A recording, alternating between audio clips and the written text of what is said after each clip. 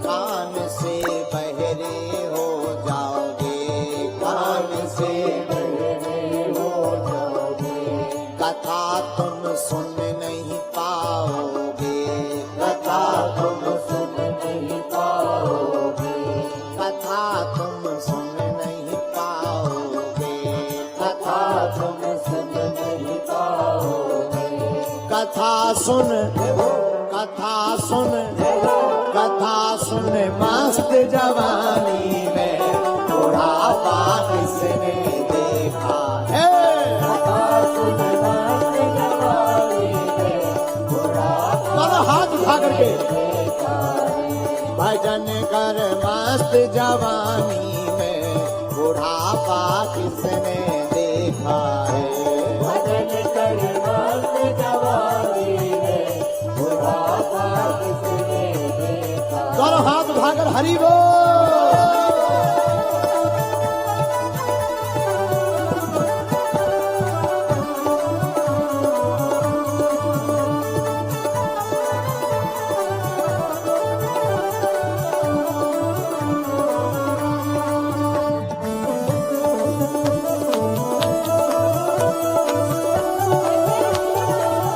हनुमान जी महाराज की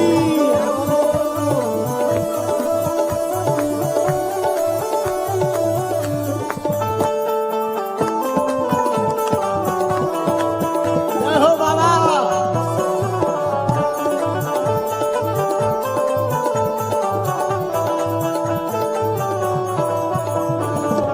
और दिल्ली के पागलों, बुढ़ापे में एक हाल और बेहाल होता है, पूछो क्या।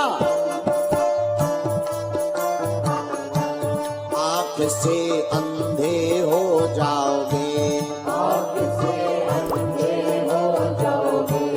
आँख से अंधे हो जाओगे, आँख से अंधे हो जाओगे। बुढ़ापे में तुम्हारी दोनों आंखें फूट जाएंगी, बड़ा बड़ा चश्मा लग जाएगा, अपना तन ही दिखाई नहीं पड़ेगा, तो होगा क्या। आँख से अंधे हो जाओगे, आँख से अंधे हो जाओगे। तरस तुम कर नहीं पाओगे, तरस तुम कर नहीं पाओगे।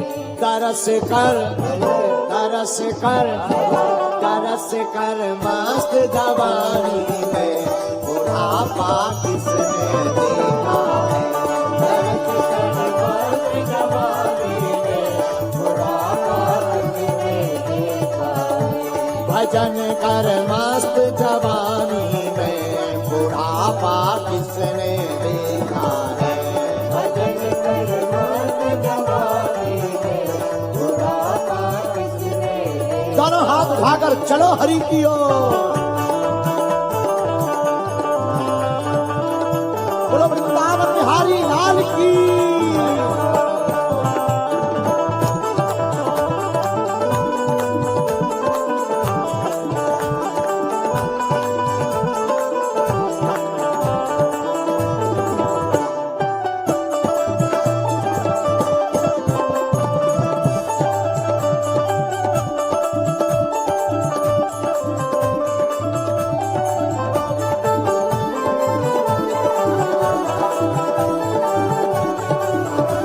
जय हो बालाजी।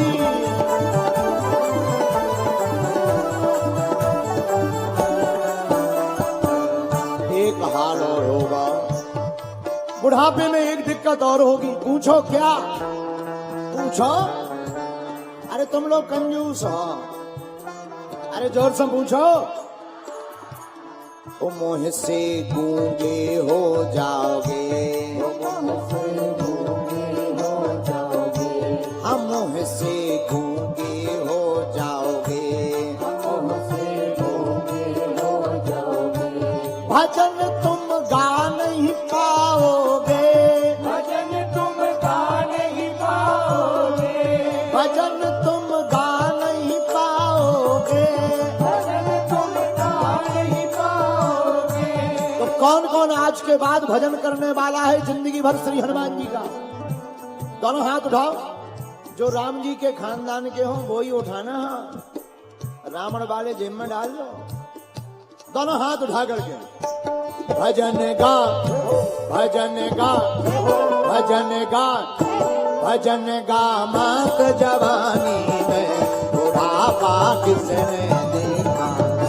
भजन गा मस्त जवानी में बुढ़ापा किसने देखा। भजन कर मस्त जवानी में बुढ़ापा किसने देखा है।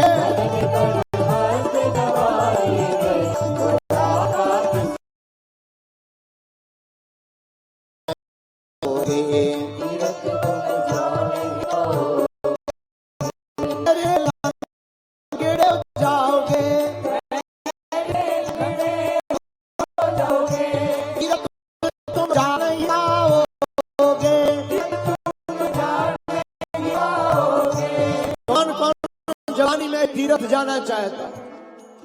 हमारा एक चेला है कोलकाता, बहुत मारवाड़ी से। हमने एक बार फोन लगाया, उम्र 72 साल। हमने फोन लगाया, बच्चों ने उठाया। हमने कहा एक बात बताओ बाबूजी कहाँ गए? बोले गुरुजी वो तो ऊटी शिमला गए।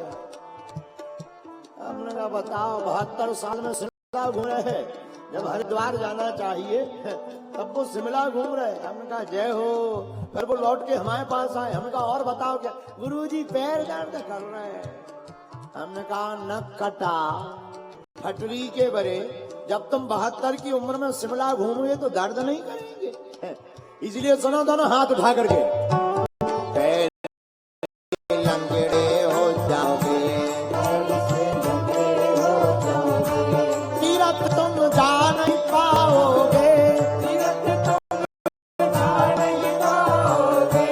तीरथ कर तीरथ कर तीरथ कर मस्त जवानी में बुढ़ापा किसने देखा है।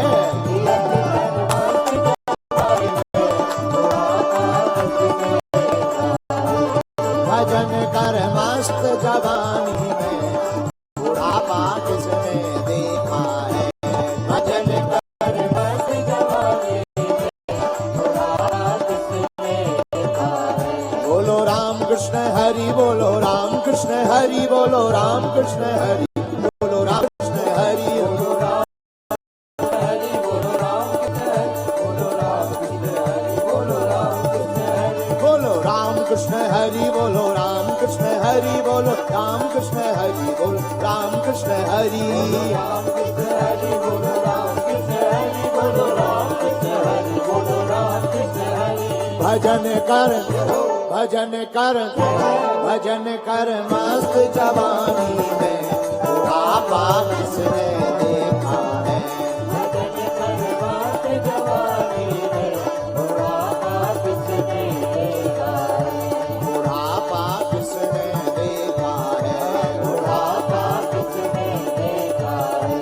बुढ़ापा किसने देखा है। बुढ़ापा किसने देखा है। बुढ़ापा किसने देखा है। बुढ़ापा किसने देखा है। हनुमान जी महाराज की, बागेश्वर धाम की, सन्यासी बाबा की। बैठ जाओ अरे भजन कर मस्त जवानी में, क्यों बुढ़ापा किसने देखा। बुढ़ापे में तो आंख से अंधे हो जाओगे, फिर दरस तुम नहीं पाओगे।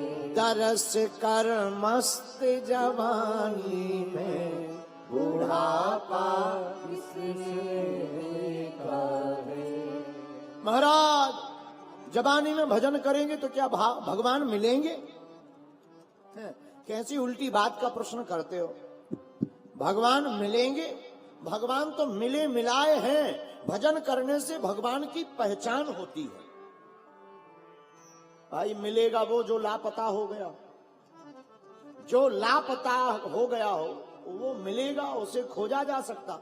अब भगवान लापता थोड़ी हो गए जो उन्हें खोजा जाए। परमात्मा तो हमारे आपके अंदर बैठा है, बस वो तो भगवान का भजन करने से प्रकट हो जाता है।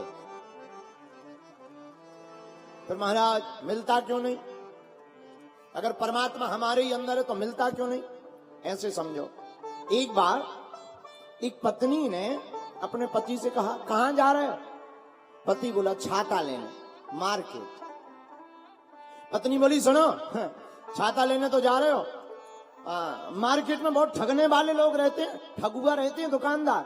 कोई भी वस्तु लो, छाता लो, पर आधे दाम पर बोलना, वो जो दाम बोले उससे आधे दाम पर लेकर आना। और पत्नी के वफादार तो बेचारे पति होते ही हैं। पति गया मार्केट, मार्केट में आया, छाता की दुकान पर गया, छाता को देख करके बोला, दुकानदार वाले भाई साहब ये कितने रुपए का है? सस्ता जमाना, पुराना जमाना। दुकानदार ने कहा 16 रुपए का। इसे पत्नी की बात याद आ गई, बोले हम तो 8 रुपए देंगे। 8 रुपए देना हो तो दो, 8 रुपए देंगे। दुकानदार बोला, देखो भाई सुबह सुबह का टाइम है, बोनी होनी है, आपको चाहिए हो तो 14 रुपए लगेंगे।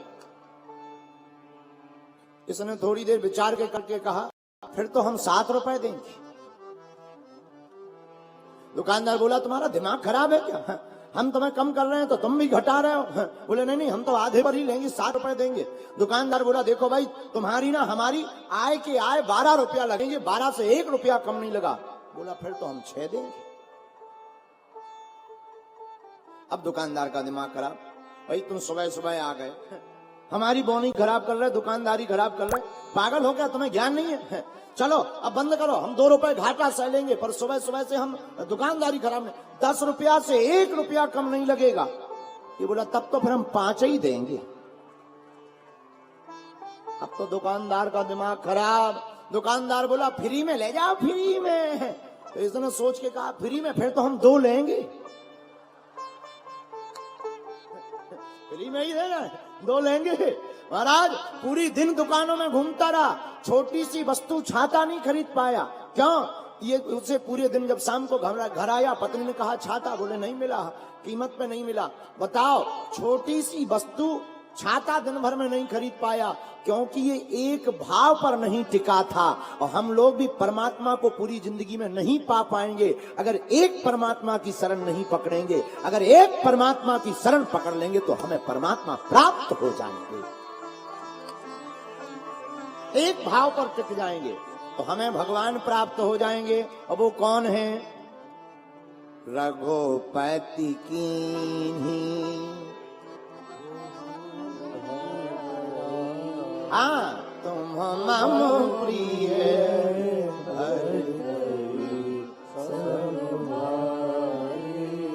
राम जी ने अपने मुख से जिन हनुमान जी का महिमा का गुणगान किया, कब किया? राम और हनुमान संवाद कब हुआ? कब कहा कि तुम भरत के समान भाई हो?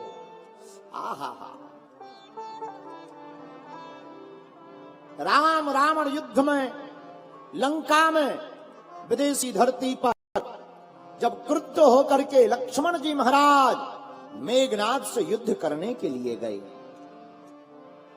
और युद्ध में मेघनाद जी को शक्ति लग गई। मेघनाद लक्ष्मण जी को उठाने के लिए आया, परंतु उठा ना सका। सेना को लगाया, परंतु लक्ष्मण जी को जब उठा ना सका, हनुमान जी को पता लगा तो भयंकर लाल आंखें करके वीर बजरंगबली दौड़े मेघनाद की सेना की तरफ। और जब हनुमान जी ने लाल लाल आंखें करके सेना की तरफ देखा, पूरी मेघनाद की सेना जल गई। और जब मेघनाद की सेना जल गई, कुछ सेना भाग गई, मेघनाद भी प्राण बचा करके घर भागा। हनुमान जी ने लक्ष्मण जी को अपनी गोद में उठा लिया। लक्ष्मण जी मूर्छित हैं। क्यों? मेघनाद के द्वारा शक्ति का प्रयोग किया गया और लक्ष्मण जी को आज शक्ति लग गई। लेकिन धन्य है हनुमान जी। सदगुरु की क्या भूमिका होती मेरे प्रिय श्रोताओ, जरा गौर से देखना सदगुरु की यही भूमिका होती है, गुरु यही काम करता है। गुरु का काम है अपने भक्त को गोद में उठा करके भगवान के पास ले जाना। आहा, और अपनी गोद में उठाया लक्ष्मण जी को श्री हनुमान जी महाराज ले गए। प्रभु श्री राम के पास जाकर के लक्ष्मण जी को जैसे ही लिटाया, हाहाकार मच गया, वानर भालू सब रोने लगे। प्रभु श्री राम के आंखों से अश्रुधार बहने लगी। हा लक्ष्मण, हे लक्ष्मण, जाग जाओ, जाग जाओ कहते हुए आर्तनाद स्वर में प्रभु श्री राम रोने लगे। भगवान के इस कारुणिक स्वर को सुनकर सभी वानर भालू हनुमान स्तब्ध रह गए। गोद में प्रभु श्री राम परब्रह्म परमात्मा लक्ष्मण को लिटा करके रो रहे हैं और सारे वानर भालू आश्चर्यचकित से टप टप करके आंसू बहा रहे हैं। किसी ने कहा, लक्ष्मण के प्राण क्या बचना संभव है? कैसे बच सकते हैं? किसी ने विभीषण से पूछा। विभीषण ने कहा कि लंका का वैद अगर सुसेन आकर के कोई औषधि बतला दे तो प्राण बच सकते हैं। पर अब सुसेन वैद को लेने कौन जाए? लंका का काम है। लंका में रावण ने सेना लगा दी होगी, वो तो रावण का पक्ष लेंगे वैद्य जी। हनुमान जी महाराज दोनों हाथ जोड़कर कहते, हे प्रभु श्री राम, आपकी आज्ञा हो तो हम वैद्य को ले आए। और हनुमान जी महाराज, जय हनुमान ज्ञान गुण सागर, जय कपीस तिहुँ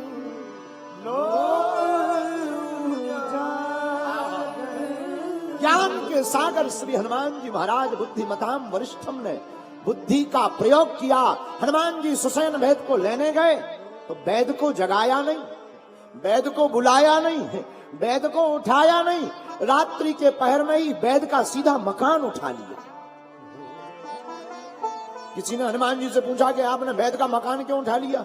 वैद्य का मकान उठाकर क्या करना चाह रहे? हनुमान जी बोले, जगाएंगे, आसपास मोहल्ला वाले जग जाएंगे, रावण को खबर लग जाएगी, वैद्य भाग जाएगा, दबा हो नहीं पाएगी। मकान उठा करके ले जाएंगे, वहीं रख करके जगाएंगे तो वैद्य को ये लगेगा कि हम कहीं नहीं आए हैं, हमारे ही द्वार पर इतने लोग आए हैं।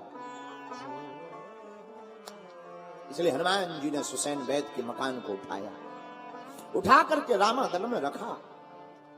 दरवाजा खटखटाया, वैद्य जी बाहर निकले। क्या बात है? पूरी बात बतलाई। सुसेन वैद्य ने नारी को देखा, लक्ष्मण जी को देख करके कहा, भैया एक ही उपाय है, कोई प्रातः काल सूर्योदय होने के पहले संजीवनी बूटी लेकर के आ पाए तभी लक्ष्मण जी के प्राण बच सकते हैं। सोचने लगे कौन जाएगा लेने।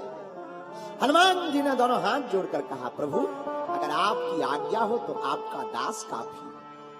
हनुमान जी ने इतना कहा तो राम जी ने हनुमान जी के माथ पर अपना हाथ रख दिया, जाओ।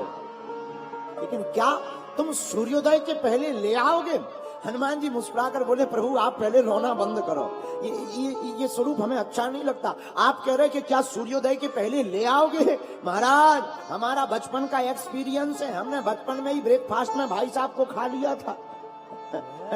हम निकलने ही नहीं देंगे, हम उन्हें खबर कर देंगे कि याद करो बचपन में हम खा गए थे, अगर तुम निकले तो हम ब्रेकफास्ट में खा जाएंगे। तो आप चिंता मत करो, आप बिल्कुल परेशान ना हो। राम जी ने कहा ठीक है जा। हनुमान जी लेने गए। जैसे ही लेने गए तो देखो यही होता है, कोई भी अच्छा काम करने जाओ तो समय का फेरा पड़ता है।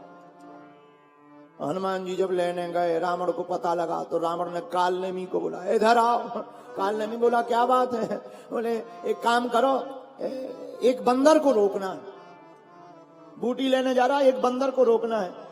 कालनेमी बोला कौन है? अरे बोले है एक थोड़ा सा खतरनाक टाइप का है। काल नेमी बोले कहीं वही बंदर तो नहीं है जिसने पहली बार आकर के लंका को जलाया था। रावण बोले ठीक पहचान गए। काल नेमी मुस्कुरा के बोले जब तुम रोक नहीं पाए तो क्या हम खाक रोकेंगे? हैं? तुम्हारे सामने जब वो बंदर आया तो क्या तुम्हारा पेट खराब था क्या? जब वो बंदर पहली बार लंका जलाने आया था और तुम्हारा पेट खराब था क्या? तुम नहीं रोक पाए? रावण बोले चुप रहो, मार देंगे। काल नेमी ने सोचा इनके हाथ से मरना तो अच्छा है, उन्हीं के हाथ से मरे। काल नेमी, अच्छा देखो इसका नाम क्या? काल नेमी। कितना अच्छा नाम, काल नेमी। काल का मतलब समय, नेमी का मतलब चक्र। समय चक्र ही हनुमान जी के कार्य में बाधा बनकर के आया। और कितना अच्छा संकेत इस कथा का है कि कोई भी व्यक्ति जब बड़ा काम करने जाता है तब समय चक्र बाधा बनकर के आता है, लेकिन जो समय चक्र के फेर को समझ जाता है वही वह बाधा से पार हो जाता है। काल मतलब समय, नेमी मतलब चक्र। अच्छा एक बात और, बुरा न मानना, घड़ी हमारे हाथ में तो नहीं है पर बहुत लोगों के हाथ में है। घड़ी सबके हाथ में है पर घड़ी किसी के हाथ में नहीं। घड़ी सबके हाथ में है पर घड़ी किसी के हाथ में नहीं। हमारे एक आचार्य जी हमें सुनाकर कहते थे, पंडित जी समय समय की बात है, समय समय पर होते है समय समय की बात। किसी समय का दिन बड़ा, किसी समय की रात, समय समय पर होते है समय समय की बात। राम जन्म का दिन बड़ा और कृष्ण जन्म की रात है? समय समय का खेल है, समय समय का खेल। तो रावण बोला काल नेमी जी बंदर को रोकना है। काल नेमी बोले कोशिश करेंगे, वरना बंदर और बांध ये कौन रोक पाया। कोशिश करेंगे, जब तुम नहीं रोक पाए 10 मुंह के, हम एक मुंह के क्या खाक उखाड़ लेंगे।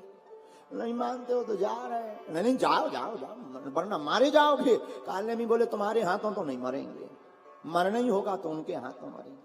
आहा, काल नेमी बीच रास्ते में हनुमान जी की रास्ता रोकने के लिए राम कथा बना करके बैठ गया। काल नेमी को बताया गया हनुमान जी राम कथा के बड़े रसिक। प्रभु चरित्र सुनबे को रसिया, राम लखन सीता। हनुमान जी महाराज राम कथा के रसिक हैं, तुम राम कथा विस्तार के बैठ जाओ। काल नेमी राम कथा विस्तार के बैठ गया। भवन मंदिर के पास माया का बनाया और माया का बना करके मंदिर के पास जैसे ही बैठा हनुमान जी का मार्ग रोकने के लिए। हनुमान जी ने सोचा मंदिर बढ़िया है, राम कथा हो रही है, एक घड़ी आधी घड़ी, आधी महु पुनियाद और तुलसी चर्चा राम की हरहि कोटि अपराध। एक घड़ी नहीं तो आधी घड़ी, आधी नहीं तो आधी में से भी आधी राम जी की कथा हो रही है, सुनकर के जाना चाहिए। मेरे प्रियजनों, हम तुम्हें यही बताना चाहते हैं कि सत्संग भले ही एक घड़ी का हो, एक घड़ी का सत्संग भी घड़ी घड़ी सुधार देता है? हर घड़ी सुधार देता है। हनुमान जी उतरे, जैसे ही उतरे काल नेमी राम कथा सुना रहा, हनुमान जी बैठे हैं।